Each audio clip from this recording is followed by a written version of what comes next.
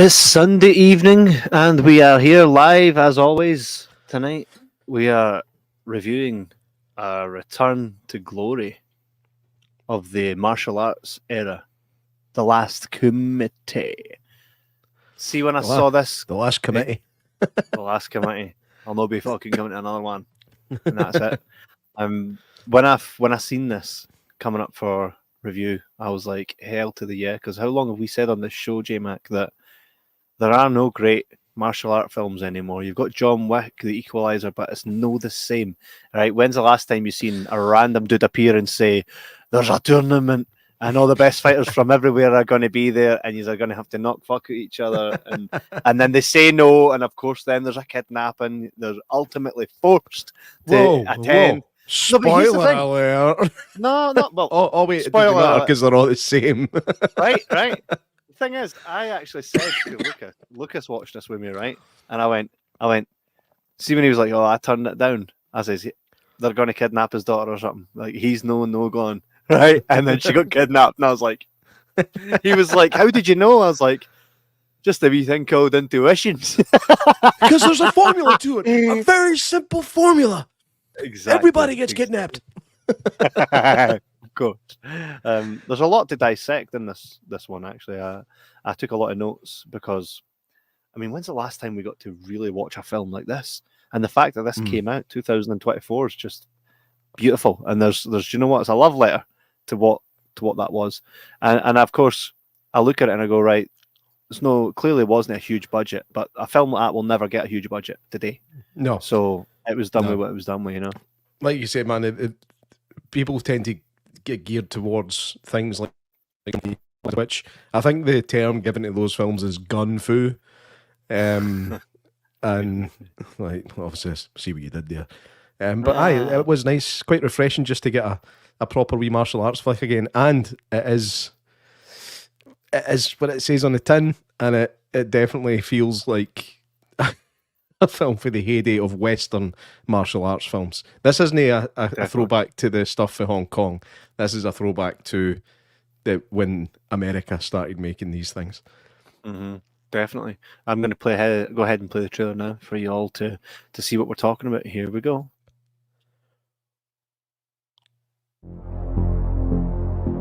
You're champion many times over. I can get you in a tournament. I'm talking about a real-life kumite in Eastern Europe.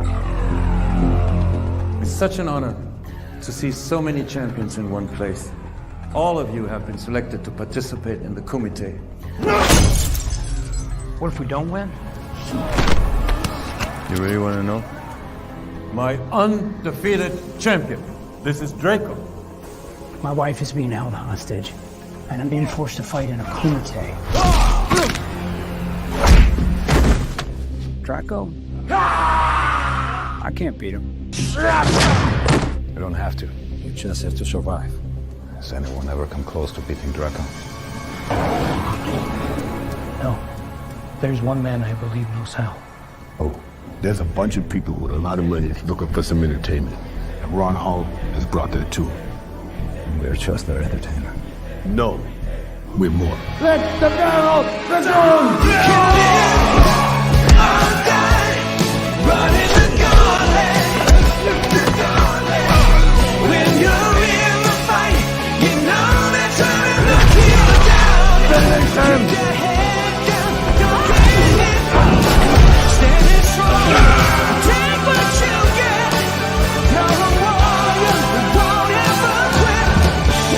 Michael, it's time.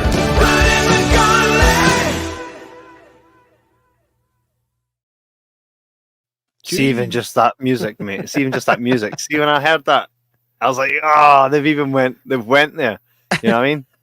Just like, that's one thing that accompanies every great martial arts film is like banging 80s feel-good theme song, right? What I noticed when I was watching it earlier today was the fact that the instrumental music at the montage scene sounds just like I'll Make a Man Out of You for Mulan.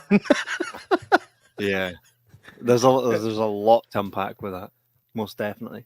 The introduction, of course, is that what's the guy's name again? His name is Michael Rivers. Of course, we're going to go for the straight ass Michael Rivers. Like, just such a relatable name. Michael Rivers. He's obviously a really good fighter, and his wife's dead. I wasn't sure if that gravestone was CGI named. Did you notice that? I was kind of wondering about that myself, or if it was like, what's the name of that? I don't know, when you laser cut letters and just stick them on. I don't know what it's called. But I'm sorry, I'm roasting tonight. It's fucking warm in here. Woo! Scotland's got a heat wave, aye. But so he's obviously in the film. He says that he's done now. Says to his daughter, that's me. Hanging the black belt up, if that's even a thing. So hangs the black belt up to then say, right, it's all about us now. I just wanted to be in a good place. And then half an hour later, of course, half an hour later, he's met with a fella that goes by the name of Julian Assange. Ron Hall. What kind of name's Ron Hall, man? Rod Hull? Nah, Ron Hall, played by Matthias Hughes. I know. It totally reminds me of Rod Hull, who was it Rod Hull and Emu? So he's like a puppet master. Ooh. Which is funny. Right. It was funny because he was in a Puppet Master film. He was That's in right. The Littlest Reich, which is fucking good fun, by the way. We Nazis. Aye. You never seen it? No, I've not seen that one. It's not a brilliant film, but it's good fun. No, a brilliant film doesn't have to be brilliant for you to enjoy it, though, right? That's true. Very appropriate to this conversation. I was thinking, how do I word that in a way that doesn't insult this film? Because this film is not to be insulted, to be fair. I mean, see, this is the type of film that if I'd have watched when I was a child, I would have fond memories of. Like The Quest. I know you actually don't like The Quest, do you?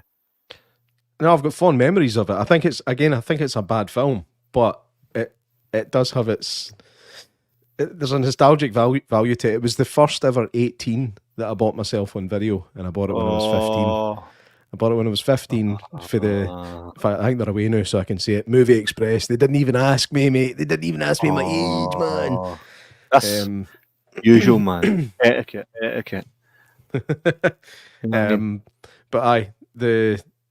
I've got a wee soft spot in my heart for The Quest. I mean, you put Jean-Claude Van Damme and Roger Moore in the same film, you're going to get gold, aren't you? Aye, what was that all about, eh? What was that about? This fella shows up, rocks up, and he's like, I'm going to pay you £1 million. And I thought to myself, £1 million to risk your life? That's a bit cheap. You know what I mean? $1 million. I was like, that's not exactly a lot of money these days. I know. So he's like, come along to my kumite where the best of the best will fight. And he's like, no thanks, I'm going to do this thing with my daughter where I be a dad and all that. And he's like, all right, cool. When he goes home for the bar, no! Wait, no, I need to do this. Hold on. There we go. No! Because his daughter gets tanned. So no, see, he's like, when I first read the message that they wrote in his mirror, I just thought he was a really big fan of cheese. So we've got brie, moan. So I'm coming. Fucking love you, brie, man. So they're right into taking her away and all that. So they done that. Very well worded. They're right into taking her away and all that. So they done it. Denise says, "Hey guys, I'm not home right now, but I will be soon. Good to see you, Denise. We shall see you very, very soon." So that's what happens. So the Kumite begins. J-Mac, there is a litany of great films that I've all got on Blu-ray there, which are mainly Jean-Claude Van Damme, and a lot of people that are in this film, where the premise is there's going to be a tournament. See those films? There's going to be a tournament, and we're going to have to fucking fight. They were phenomenal in my childhood. There was nothing better than a tournament. Right? And a lot of these guys were in it. But one thing I really want to bring up before we talk about them, right? And it's, again, relative to who's in this, right? You've got the son of Bolo Young, right? In this film. That's Right? Bolo Young for Wish. Aye, that's Right. yeah. I noticed the reference. Right? Look at this, right? Which I thought was, that's a feel, right? You've got Michelle Casey's brother. Is it Abdel? Abdel. Casey. Do you know what? I Right. didn't even know they two were brothers. Like I never knew that was his Aye. name. First of all, but Yeah. he was in the Quest. He was like the big bad guy That's in right. the Quest, and he was Which also you the could have big bad sworn. guy. Aye, he was also the big bad guy in AWOL, otherwise known as Lionheart. Absent with a leaf. Aye, Lionheart, absent with a leaf. He played Again, Attila. Loved AWOL, right? So I could have sworn that he was Tong Po back in the day when I was watching him in Quest. I thought, oh, it's Tong Po, but it's actually no. Tong Po, it was his brother, Michelle He's also Casey, in this. right? Who's also in this, who we've met, right? Super sweet guy. Good Yeah. friends, both of them good friends of Van Damme, right? So my point I'm making to you here, J-Mac, right, is let's take a look at, right? So they're Come on, more, Uncle more Phil. or less, they're more or less supporting actors at this point, right? But these are the heroes or the nightmares of our childhood, right? Yeah. Because back in the 90s and the 80s, these films, right, when a bad guy came on screen, you were like, ooh, right? You were like, oh no, how's he ever going to win? I felt that this bad guy was quite lacking. He looks like just your average dude you find in Spoons, no? No, he's pretty built. Like, He's built. Don't get me wrong. Taking nothing away from him, right? Him as an actor and as a fighter, yeah. But he doesn't like. If you're going to do a love letter to that style of film, I would have preferred the bad guy to be somebody with like 5 teeth, a big fuck off ponytail with a knife in it. Do you know what I mean? No, somebody that's like, yeah, my cousin's into MMA, and that's who it is. Do you know what I mean? That's Conor Do you know what I mean? McGregor. Right? Do you get me? Like he's Yeah. too pretty. He's too pretty. He's Aye. not. Definitely. He's not like. I wish he was introduced. I wish he was introduced better as well. Like, I wish there was more mythology to him before we just seen him. Like, I wanted to see them watching like Super 8 videos of him ripping folks' Aye. throats out and stuff. Correct. So And you're going another to fight thing, this guy. I also would have named him something other than Malfoy. Draco. I bet me thinks it was maybe a slight reference to Ivan Drago, with the fact that Call him right. Ivan then. I know, but like there's a bit where I mean he seems pretty much invincible, but then you realise he's no invincible when he gets his eye cut, exactly the same way as Ivan Drago. So I think there's also boxing references in here. The way he Rocky punches references. Mate, the way he punches that bag and it just like flees across the room, man, and Breach just like I'm sorry, nobody can do that. no, not a chance. Not even Usyk, the new champ. Did you see the fight? Yeah. Aye. Do you know what? I seen most of it, and just as it was getting quite interesting, fucking power cut. we had to scramble. We had to scramble, and my mate had to bring it up. We watched the last 4 rounds of the fight on a mobile phone. But it was a proper power cut. Like everything around here just went black. Syrian. But aye, the bit that we missed was when he nearly fucking knocked Tyson out. Like, I've seen the clip since. He's literally stumbling all over the ring. The ref came in and stopped it, kinda, but didn't stop the fight. That was interesting. Very interesting. And by the way, what I'm going to call Tyson Fury a fucking bitch for what he said afterwards. I think I won that fight. No, you didn't. No, it's not that. It's the part he said after that, where people are only siding with him because his country's at war. That is the biggest fucking crybaby bitch ass thing to say you could say after getting your ass handed to you. It's like, no, people are siding with him because he's very humble and he's very talented. And he seems like a genuinely good fucking person. And he just knocked your ass out. Do you know what I mean? Right? That's probably why. But to say that was just so fucking playground shit. And I think that's what his family does. He embarrasses himself. And anyway, back to where the real fighters are. I like this film. I took quite a lot of notes. I'm going to, before I do that, though, before I tell you any of my notes, I'm going to tell you what Matthewman had to say about it, right? Because Matthewman was really excited to talk about this. He was even maybe going to come on the show tonight, but he's on dad duty tonight and husband duty, so it ain't happening. But it says, I love this thing. When I switched it on and the title started, I genuinely thought I was watching something from the 80s. It was only when Matthias showed up and I saw how old he was, I realized this was a new thing. Having grown up watching Bloodsport and Kickboxer, watched this with a huge smile on my face. I'd take 100 of these over another Fast and Furious movie. Was a solid 7 out of 10. Music was 10 out of 10. Correct. Because that's my review. He also really loves the poster art. And that's high praise coming for the poster guy himself, Mr. Matthewman. I agree with a lot of what he said there. I'm going to actually go through a couple of my notes, right? Just to quick fire them to you because I felt like I had a lot to say about it, okay? Last Kumite says 80s soundtrack, right?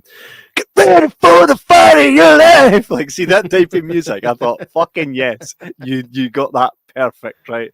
Just the way, there's like, when somebody's training to kick somebody's ass and that music kicks in and you hear the words, get ready for try the to fight be in your best life. because you're only a man and a man's got to learn to take it. It was in that vein, like 100%. Exactly. Aye. Exactly. And it worked. So I absolutely It worked. loved that. Loved it. I think they really got that spot on. This film was clearly made by someone like you and I, someone that absolutely loved. Someone growing up. incompetent. I wouldn't say it was that bad. Fuck's No, sake. I'm taking the piss. I jest. by- I jest. But it was clearly made by someone that has a love for what this is. I said, one of my notes were naturally the daughter gets kidnapped, which is so natural, right? Is that not literally AWOL? No, it's his son's daughter that gets kidnapped. AWOL really pushed the boat out with that one. His dead son. His dead son's daughter. He's dead brothers. His dead brother. So not his son. So his dead brother's daughter is who gets kidnapped. So his niece. Same type of thing, right? So I thought, again, yes, you're playing off of what these things clearly were. You don't want to do what I'm going to do, and I'll kill. And by the way, did Billy Blank's character not have it tough? So yeah, he killed my wife and then stole my daughter, and you're sitting about sweeping streets. I mean, what the fuck? Do you know what I mean? But we'll get. I mean, he broke my leg, man. Can't do anything about it, man. It's your leg. No, we'll get to him. So I says, Big Baddie looks like an MMA fighter, which again, that's where I think they went wrong. They never went wrong, but because he was menacing, right? But for me, I just wanted a beast. I wanted to see a beast. You know what I mean? Aye. A beast that's got like a big pirate beard or something like that. Aye, something that's a bit cartoonish. You want something a bit cartoonish for the big baddie in a film like this. I mean, you've got definitely Tong Po with his mental ponytail. It might as well have had a fucking knife in it. He's kicking the wall with his fucking legs. Right. And then you've got in The Quest, it was pretty much the same fucking thing. It's his brother. And AWOL, it was Attila, his brother again. But he had like those ridiculous mutton chops and like this crazy fucking thick mental hair. It's a cartoon. Aye, Bolo Young, his cartoonishness was sheerly from his size. Purely because of his size. He's Brock Lesnar of that world. Aye. And certainly like for a Chinese person, he is massive. Like massive. Or he was. Bit of a sore state now, but we all get old, eh? We all get old. So like I say, so they were very much big baddie bastards. Mind, we were that close to interviewing him. I know. One-on-one. Oh, man. And it wasn't just because we showed up at Comic-Con. Like, folk actually got in touch with us to ask if we'd go to his fucking hotel room and interview him. We were like, aye, no bother. Give us a phone at 5. They'd just never phoned. Oh, no, they messaged back and all that, but basically I think time had gone over on other commitments. He was tired. Something like that, because time had gone over. I think Bolo himself, actually thinking about it, I think he wasn't feeling too great. But the guys were pretty brand new. And mind, we were like, we're going to go meet Bolo Young. We're going to go to his hotel room. It's either that or we're getting kidnapped and they're going to take our organs. Worth it. Worth it. Worth the risk, you know. That's what I'd be totally worth the risk, man. Totally. Like, you'll heal in a few weeks. It's worth the bash. No. At least it could have been. I thought the fighting was great. The fighting was excellent in it. a lot of really cool cinematic fighting, especially for today's standard. You don't see a lot of that nowadays. So I thought that was really good. But one of my biggest things is Billy Blanks. I felt they missed a trick with him. He's a fucking excellent bad guy. Why you have him as the old? He's Mick. Aye, he's. I don't know. He was quite sweet in this, though. It was nice to see a different side of him. I have seen him play a good guy before. It was a film with Bolo Young and him. I think it came out in 1991, and I believe it was called TC-2000 or something like that. We can maybe IMDb that. But he was the hero in it. So I didn't actually know him as a bad guy up until I watched King of the Kickboxers. You were not to win that fight tonight. But I didn't realise his head is actually square. Like, I noticed it later on in the film, man. Looked like a Lego brick with a face. SpongeBob Billy Blanks. By the way, Last Kumite came out on Blu-ray. It's even got a steel case edition. Pardon me. And it came out on 13th of May. And it's released by Altitude Film Entertainment. You can get it on 4K, you can get Blu-ray, DVD and digital download. I would suggest everybody do so because it's worth a watch. Did you enjoy watching it, J-Mac? I did. It was... How do I put this? Most martial arts films are shite but fun. Like, there's very, very few that are actually good films behind the martial arts that go on. Yeah. You watch it to see the fighting. You're not really that interested in the storyline. Do you know what I mean? So it's the storyline kind of plays second fiddle to how good the martial arts is. And I think recently there's been too much in the way of what's the word? Like wire work when it comes to martial arts stuff. Too much of the Chinese mythology, folk flying about and, you know, tiptoeing across fucking rooftops. And this goes back to the real basics. There's, I'm going to say no wire work in this at all. I think everything happens as it happens. Yeah. Oh, aye, there it is. Mate, if you punched him in the head, you'd cut yourself. I love that guy. What did you think of the main character? He did what he had to do. He did it well enough. He looked the part. His martial arts were pretty decent. Wasn't he the worst actor in the world? I've seen worse. The what do you call it? The extras. Oh my god! Did you see the extras and how they acted? It's like this. There's a point where somebody gets battered and one of them guys goes like, "Whoa!" Mate, I don't think the extras were the worst for reaction shots. Really? It was Billy Blanks. See when the guy got his eye ripped out, Billy Blanks goes. I can't believe he wasn't a big bad guy in this. Billy Blanks a great bad You're guy. really disappointed by that, aren't you? I am. Really? And another thing is Michelle Kesey. That's fucking Muhammad. Tong Po. Why Muhammad Muhammad now? Why Muhammad now? now? I'm not going to hazard a guess at that one, but I'd imagine he's Muslim. Maybe So he's recent convert. Maybe it'd be the only reason to change your name like that. Ah, okay. Well, when we met him, his name was Michelle. Yeah, which is a girl's name. You big fucking pussy. Just Michelle. Fucking Tong Po's a woman. He will be in the fucking Kickboxer remake. Probably. Tong Poon. Poon. Tong Poon. Tong Poon. Oh, it was a cheap shot, wasn't it?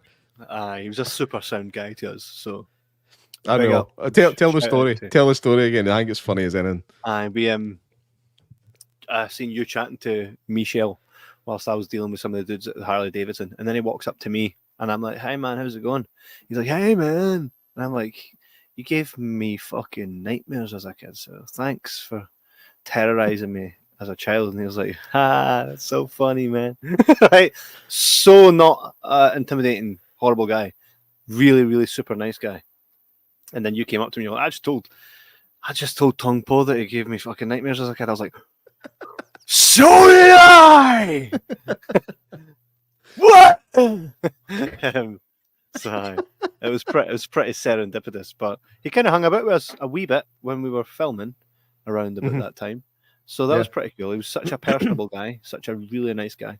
And I thought that was excellent. Like, we watched him growing up. We watched him kicking the fucking wall with his legs. Yeah. He was an AWOL as well.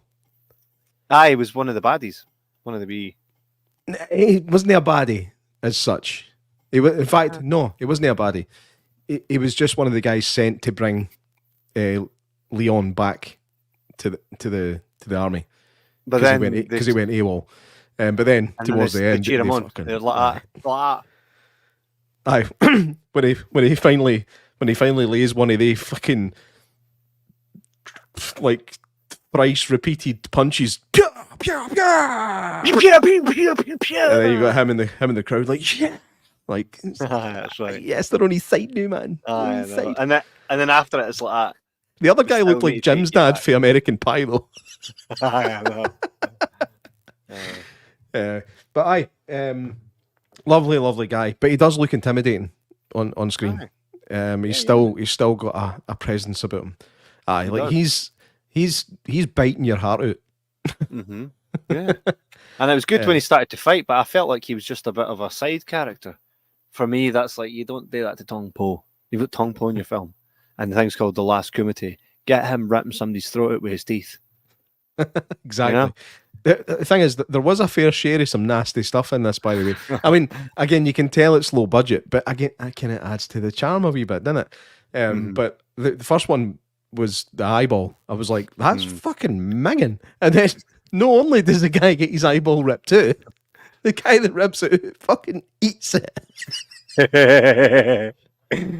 Like, yummy. It's fucking turns for a fighting film into I'm a Celebrity. Do you know one of the best things for me about this, right, is that's, like I said, I watched this with Lucas, right? And as we're watching, he's going, Kev, this is great. Did you get sent this to watch? This is great. And I'm like, mm-hmm. And then after it, he's like, thanks for letting me watch that with you. That was brilliant. And I went, mate, we're going to watch Kickboxer next. You've no idea what's ahead of you, pal. Like, if you think this is great, I cannot wait to sit down with you, like, most nights this week and go up. We'll start with Kickboxer. We'll move over to Bloodsport. Then we'll hit AWOL. Then we're going to The Quest. And then I'll start you on Bruce Lee.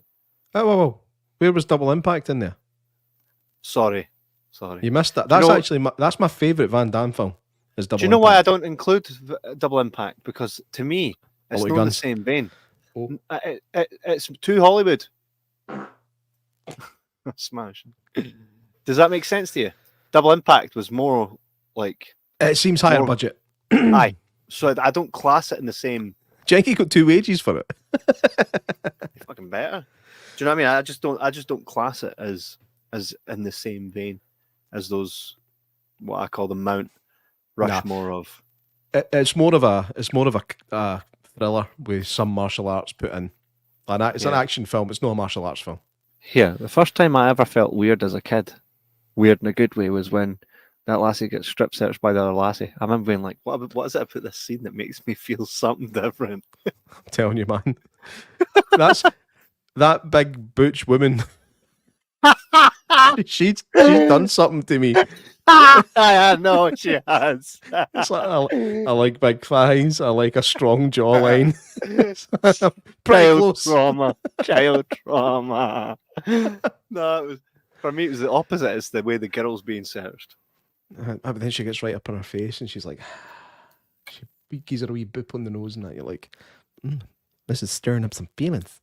I just remember being a kid and going, why does this scene make me feel different about things? Well, a scene later on in the film really started to make me feel different. It's when Van Damme takes his t-shirt off. Which time? I know. Class, though. Class. But aye, that should definitely be in your list. Aye, well, it is, because it is. And it's got Big phenomenal. Bolo in it.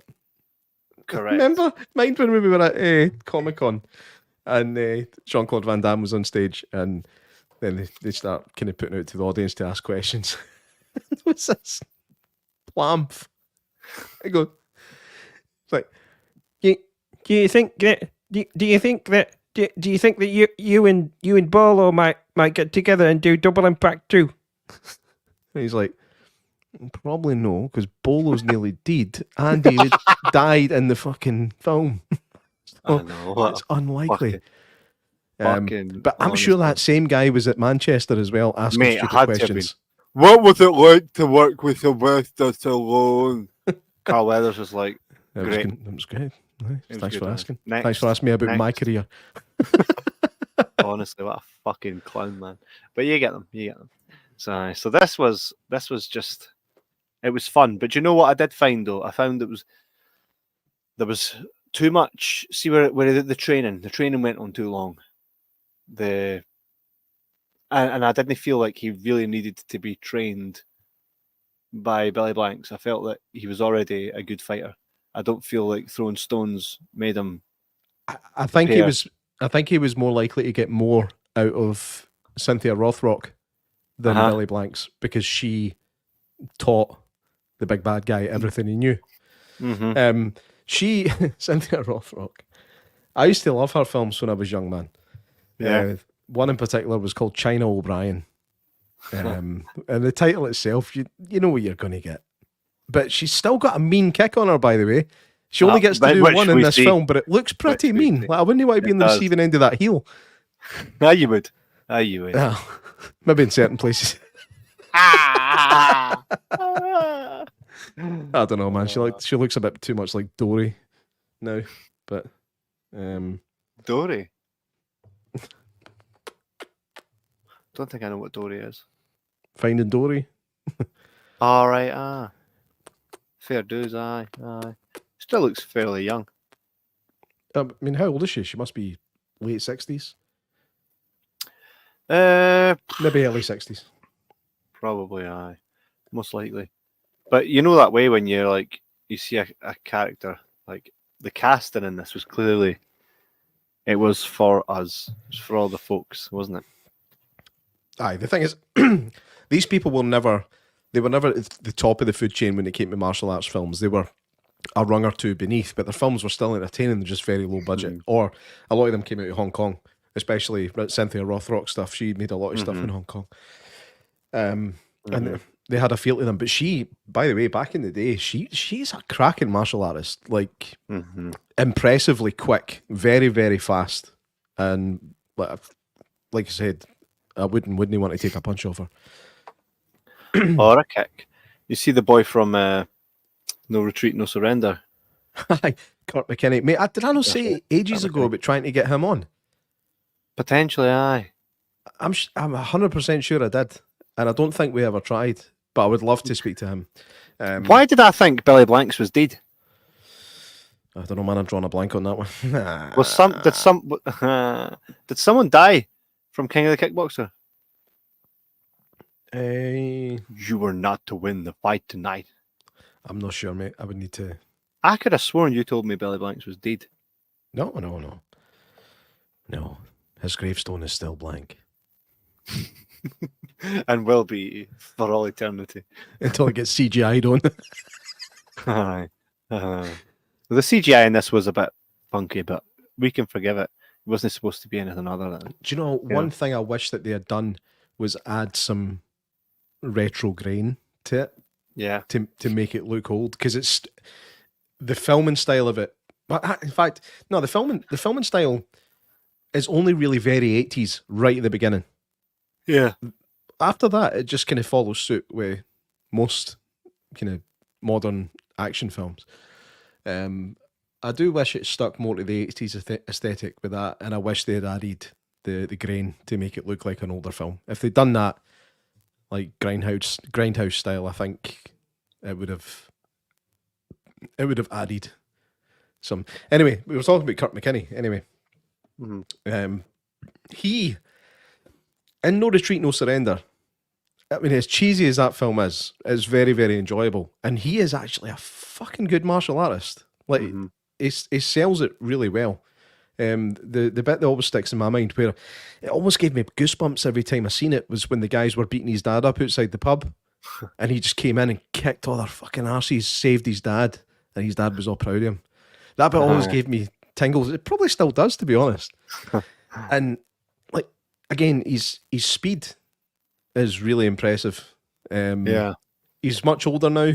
Not anywhere near as fast as he used to be, but he can still do it. And I was happy to see it. I wish we'd seen a bit more of it.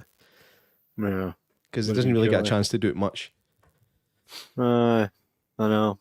Well, there's not a lot of films like that now. Are we seeing a resurgence of films that have got kumites in it, or tournaments? I know that Mortal Kombat have obviously they've rebooted their franchise, which we reviewed the first one, and for some reason, like every week, the views on our Facebook page go up like mad about it. I don't know why. I don't know why. It wasn't it. There was nothing special about the podcast.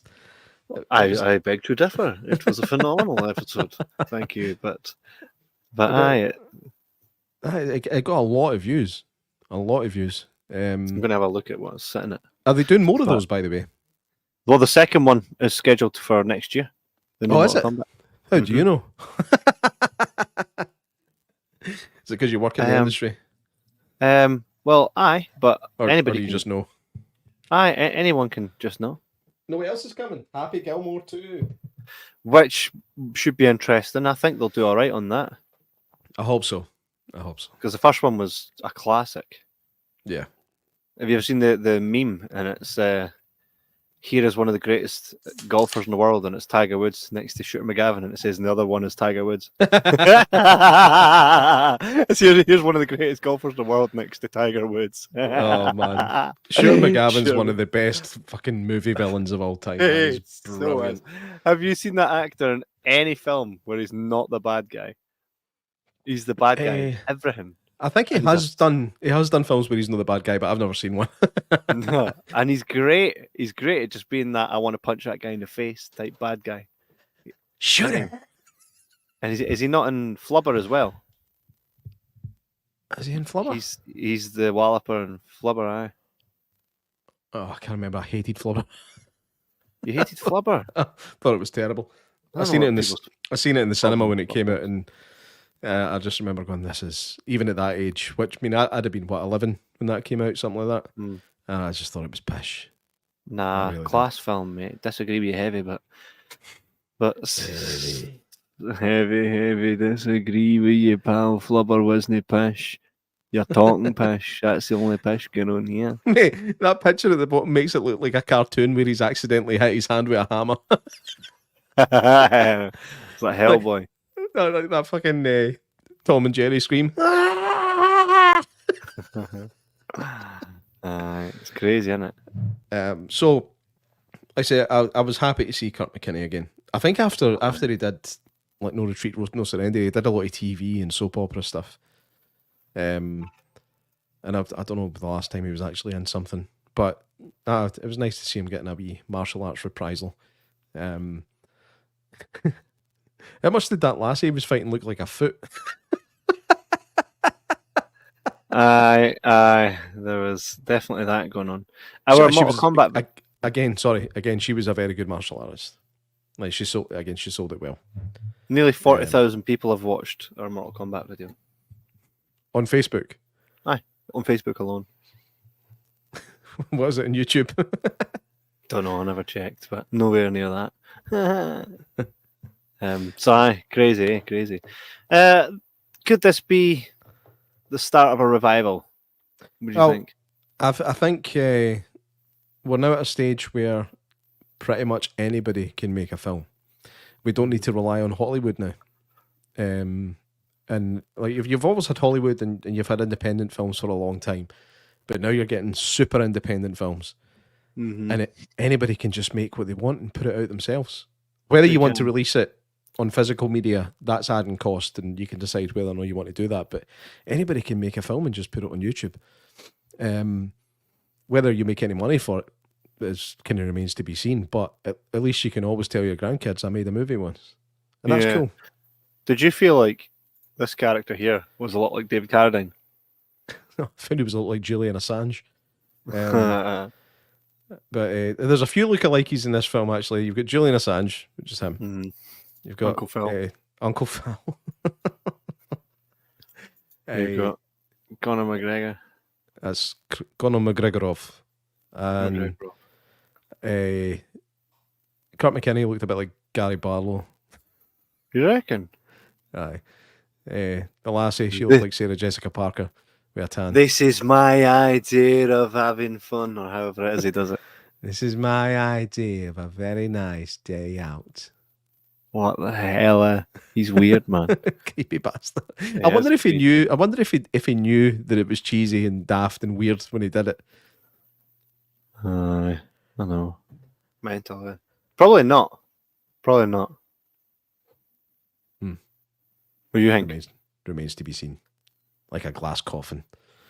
Uh, So, the fuck?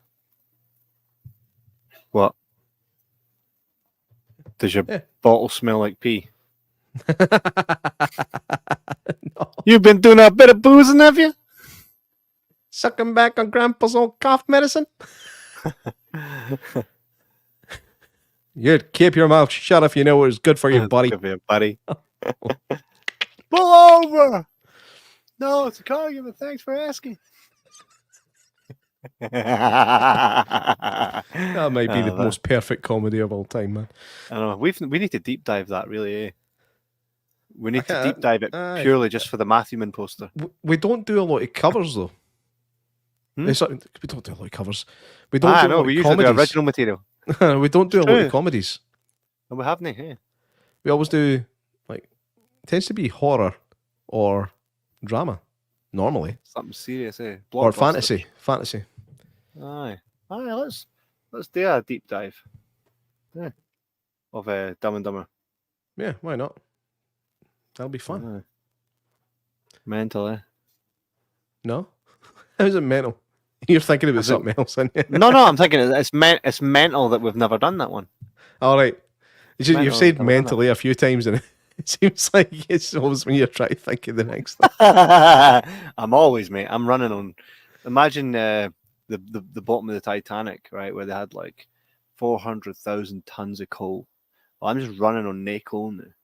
Titanic's running. It's not the iceberg yet.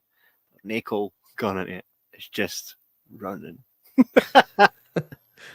Do you know the swimming pools in Titanic have still got water in them? Really? Do you know that there's more life now in the Titanic than there ever was? No, I didn't. Oh no, I've started talking about Titanic. Fuck. Yep. Last Titanic fact, right, before we go back to the Last Kumite. But here's another thing. People always say this. They had not enough lifeboats. No, they did. They absolutely did. They had then as much as they needed, because the issue was this, right? Those lifeboats were only intended to transport them from the Titanic to another ship, because their communications were set that there was always boats nearby. When Titanic went down that night, they could see a boat in the distance that did not answer them. That's a fact, right? So if they'd have put any more boats on it, it wouldn't have mattered. Why? Because by the time the ship sinks, they would have only been able to use that amount of boats. The ship would have been under the water by the time the other boats were in the water with other people in it. So it was never a point where they needed any more. And yet people don't ever look at that. There was they should have had as enough lifeboats for everybody. It's like, yeah, but would it all still been under the water? The boats would have went down with it. You know what I mean? See, when you were at school, was there a history teacher there called Mr. Stevens? No. No? He must have retired not long after I left then. Mind you were like 40 years difference to me. Yeah, how many years are there actually between us? Wait, what year are now? 39? Yeah. So I am 32. So that's 7. Aye. So you're a whole generation essentially, right? because 7 years in your high. We missed each other at school. We went to the same school, but we missed each other. Yeah. Yeah. Aye. Like, but I know for you, I'd probably kept your fucking heathen. Just kidding, kind of. who's this guy? I think he I'm has known stuff about films. No on my watch. He just cut me up in the corridor.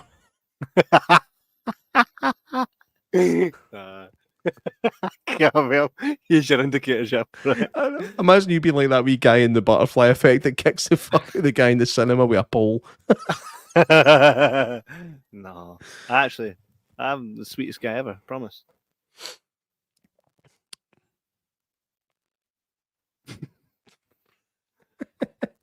What was that comment? Which one? Janice says I'm home for a little bit. Smashing All Janice. We're happy you're here. We're happy here. It's a quiet night tonight. I think the sun's taking it right out of everybody here in Scotland. Oh, I had my son at a rugby festival today, and it's like 5 hours in the sun. But luckily, a friend of mine had brought a gazebo, so I was able to get some shade for a while before. I mean, you can tell I'm pretty flushed looking, so that's going to hurt tomorrow.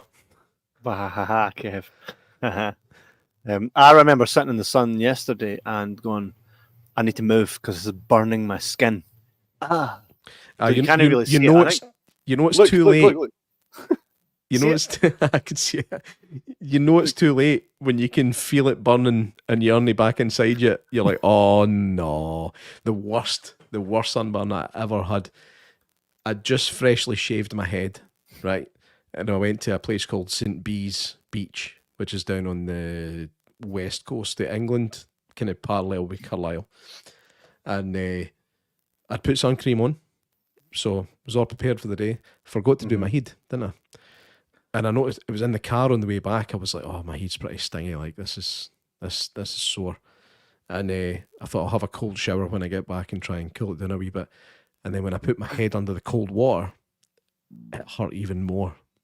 So I was like, "Oh, this is a different level of sunburn. This is something else." It was basically 3rd degree burns I had on my scalp, maybe 2nd degree, but it all scabbed, blistered. It was horrific. I don't think you can get worse sunburn.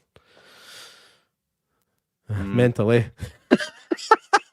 Sounds fucking pussy. Just joking, man. I'm joking. Sunburn shit. I'm never going to laugh at you for being in pain anymore, because then when I experience something similar to it, I feel like I'm only experiencing it because I laughed at you. So I'm never going to laugh at you again. It does sound karma. horrible, Karmic J-Mac. effect. I'm actually sorry that it happened to you, J-Mac, and I wish that you never had to experience that. But Oh, that's nice of you. Thank you. I hope nothing like that happens to you / me again. I was just kidding. Sunburns Is that a new pronoun? you / me. Did you just assume my fucking being? I'm me / you. I am you. We are the same.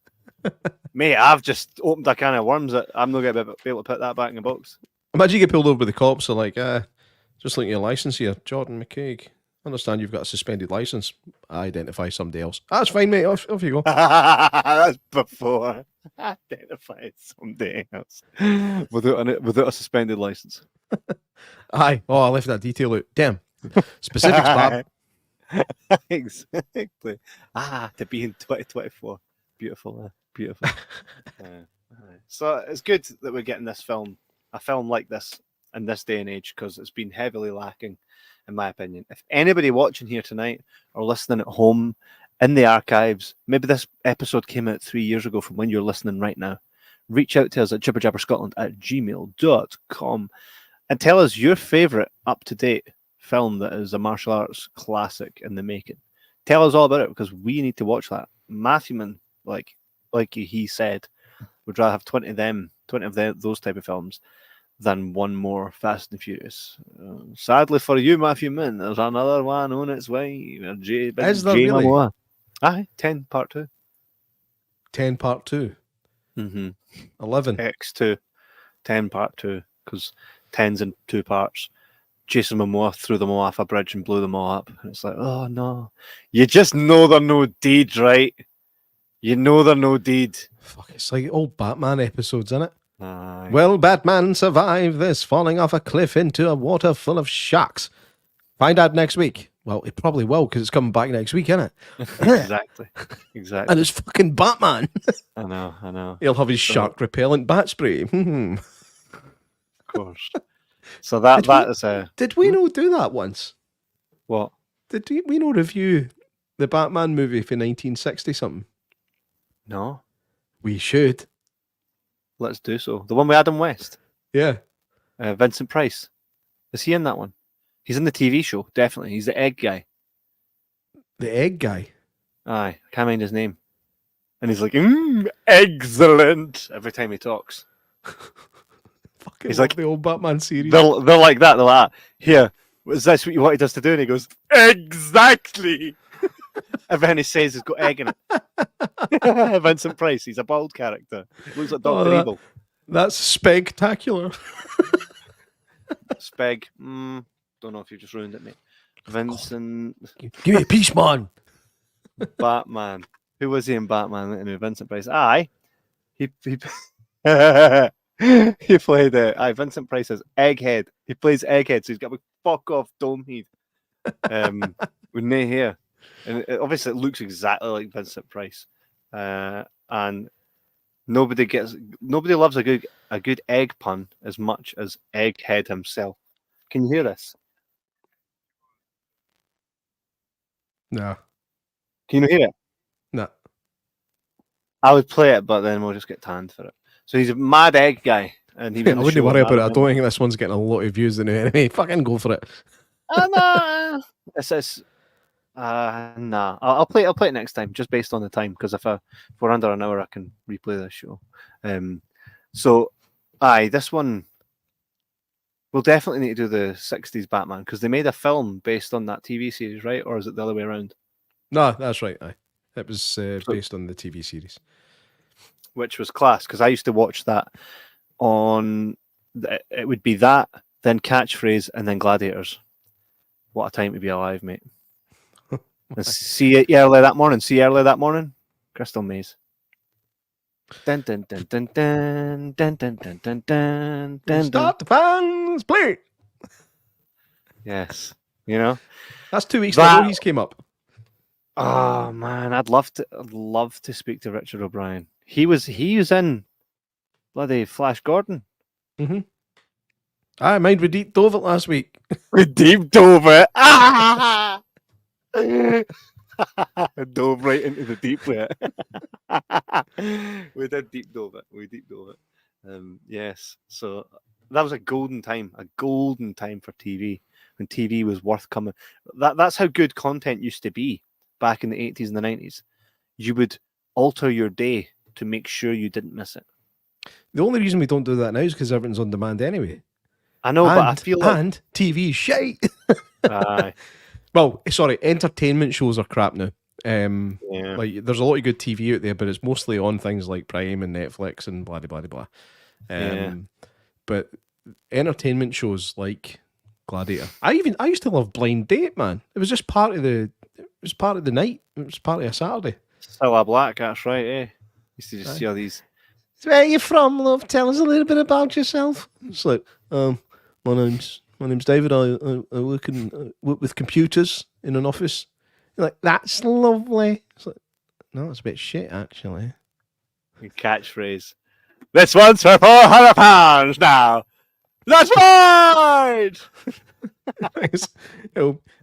What's your guess? A horse running up a hill? It's good, but it's not right. Which meant that was pish me. Slave on the boot. I know.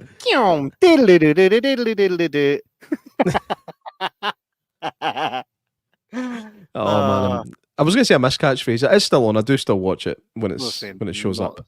Of course it's not the same, but it's still entertaining enough. Is Roy Walker dead? No, he's actually. In fact, I saw him on TikTok the other day. He was promoting a I think his son does stand-up comedy, so he was promoting one of his shows. Was he? Yeah. Ladies and gentlemen, for £25, you can go see my son's comedy. That's right. That would have been funny. It was funny watching Family Fortunes back in the day. The prize money was so pish. Like, Oh, so mate, this he's doing question... yachts and shit. No, sorry. I think the grand prize on Family Fortunes was like £3,000 or £5,000 or something like that. But it was like the building the money up earlier on. It was like they'd win £100. It's like, cost me more than that in the train to get here, mate. Gives me money. Well, back then, there was no as bad inflation, so that meant a lot more back then. But here's the thing. They used to win like fucking yachts and like lifetime supply of beer and all that mad stuff. They would win like caravans. It's like, you've won this caravan. It's like, you've won this week's mystery star prize. It's a Russell Hobbs microwave. Get your meals in seconds. We need to do an episode just like going back, like forward to the past, man. Proper forward to the past. And that's kind of what led us on to talking about that, is the fact that this film has been a bit like that. It reminded us as to why we loved watching these films in the first place, because they were badass. These were the kind of guys that we tried to be. You know, did you ever come out the bath with your towel, wrap it around your neck and pretend you're Superman? I still do that. No, but I did properly think I was Bruce Lee when I was a kid. Mm-hmm. I used to, I'd put on I put a white shirt on with a black jumper over it, and then fold the white cuffs up over the jumper, so it was like the kung fu thing. I got caught doing it once with my brother, and they fucking. I remember actually tried to drag me into the living room to show mum and dad that I was dressing up in my room, because I think I was about 11, and when he was trying to pull me out of the room, I just lifted both my feet and put them against the door frame. I whipped at your nunchucks. That's funny. And I do remember one of the first purchases I made when I got a real job when I was 16 was the Game of Death suit. and I used to cut about the house in it. Fucking zipped up the back and everything. Mate, that's phenomenal. Like, I'm not even slagging you for that. That's epic. I was cosplaying before it was a thing. Mate, that's why folk get jobs. That was your inspiration to get a job back then. It wasn't to like deal with life. It was like, buy cool shit. Here's the funny thing. Do you know how I ordered it? How? By a magazine. You sent away for the back of a martial arts magazine with a check. And it actually came. Yeah, it actually came. So did I when it arrived. And they're in every other day while wearing it. It was quite snug. That's class. Brian, if there are any images of this, please send it to jibberjabberscotland@gmail.com. I'd love to show everybody tuning in tonight exactly what that looked like. And I've got prickly heat. So in closing game. And I've got prickly heat. Did you enjoy this film? I did. It's not a good film, but it was entertaining. Like I said, it's like, even if the only reason Bruce Lee films are so well thought of is because it was the first. Do you know what I mean? If somebody brought one of them out now, they'd be like, "That's pish, by the way." Mm-hmm. Do you know what I mean? That might be sacrilegious saying that, and I'm still a big Bruce Lee fan, but the films themselves are actually bad. You just watch it for the fight scenes. That's the whole point. So there's no point in critiquing a martial arts film if the martial arts scenes are actually pretty good. And in this one, they are. They are. Yep. They're very good. So for lovers of the Holy Trinity, or the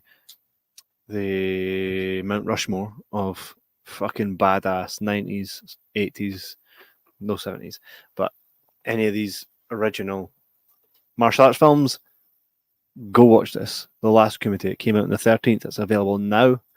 Google Last Kumite, head to Amazon, buy this mofo, and enjoy it, because we enjoyed it and we know you guys will.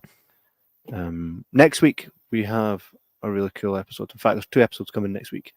We will be reviewing a film called Lisa Frankenstein, which is a whole lot of fun, and a film called Pandemonium by a writer/director called Quarks. Yeah. Interesting. I'm looking name, forward right? to that. And it's actually, it's an interview. We're interviewing him. Quarks. So, yeah, it's going to be interesting. I mean, I always find the interviews fun. Like sometimes, like it can be a bit kind of like, oh no, what's this person going to be like?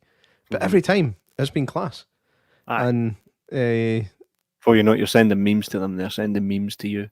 You know what I mean? Usual. David Paulus, I miss that guy. I still can't give it. Janice says, you guys go way off track. Blame J-Mac. Always J-Mac. I shall endeavour to be on time next week. And so you should, Janice. We're giving you 2 episodes next week. I'm only joking. Yeah, 2 episodes. We will be next week. auditing your attendance. Yes. Any more of that push, Janice, and it's a fucking meeting. Sunday at 9. Do you know what I'd love? I'd love it if Janice had a T-shirt with something that we'd say on it, like "Stop talking pish," and she could walk about with it in America, in Indiana. Aye. Is it Indiana? I keep forgetting. Yeah, she is. It's 100% Indian. And nobody would have a fucking clue. Exactly. Hey, what's that French stuff say on your shirt? It's on Italian, man. Can't fucking read it. So we're looking forward to our conversation with Quarks. Janice says, "Aha, I would love that. We'll sort that out for you, Janice. We will."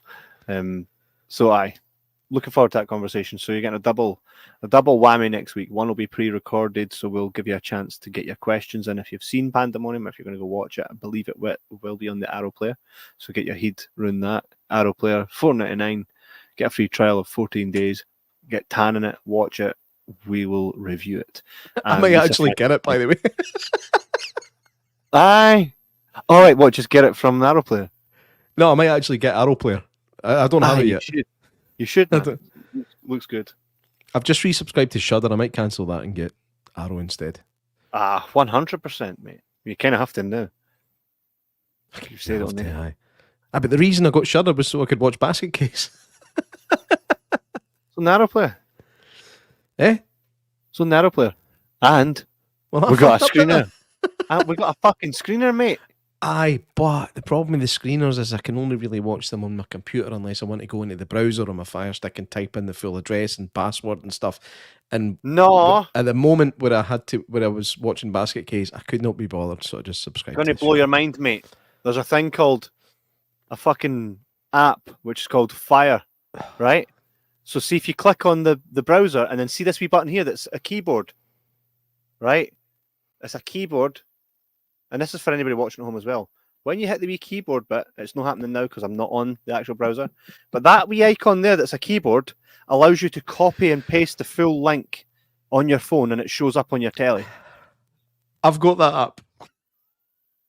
You're a I didn't know it did that. Of course it does. I'm sitting there. No, man. Just copy it, paste it straight into that bit. Into the browser and it comes up. Remember the bit in Aladdin where the Sultan's getting hypnotized by Jafar? I believe so. And he's like, the princess will marry you, but you're so old. That's how I feel right now. The princess will marry me.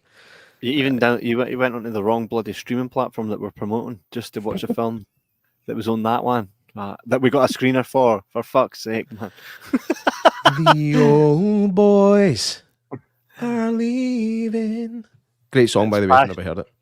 It's pasture time for fucking J-Mac. Off into the pastures. Yeah, plant for you. So looking forward to next week, guys. Fucking 9 p.m. on a Sunday. But stay tuned on our social media and you'll see when our interview with Quarks. You need to ask him about his name, mate. Like, is your name always been Quarks or is it Les Porter or something? Les Porter? Why Les Porter? That's the most, like, John Smith is a name that comes to mind. Les Porter. He's for yoga. I've never been to Yoka. There's Quarks. So I need to ask him about the name. It's a stage name, right? Why is it like that? He's like, no. It's like, no, my mum was weird. I mean, that's still. I know. Because when folk check us out, they tend to check the most recent episode. That's this. So if we get a no-show, we know why. It was your fault. Aye, For making me talk about it. I'm making you. Matthewman says, evening, gents. Hope you were kind to this one. Matthewman, it was beautiful, and we have read out your review, so enjoy listening to this in the archive. Janice says, get him, Kev. Don't you worry, Janice. I'll fuck him up. Love y'all. And the feeling is mutual to every single one of you that have ever downloaded, that ever do download, that ever will download this here episode, this here podcast. You guys are the fucking lifeblood, mate. And we love you, right? So fucking tune in on Sunday, 9 p.m. And make sure you watch it for when our interview with Quarks is live about his film Pandemonium. It's all in Italian. Pandemonium. Fucking knackered, mate. But I'll have my energy through the week. All right. So it's been smashing, lads. See you. It has. Enjoy the rest of your night, guys, and we shall see you on the motherfucking flippy. Anything you want to say, J Mac? No. Catch us in a bit, guys. Take it easy. Bye.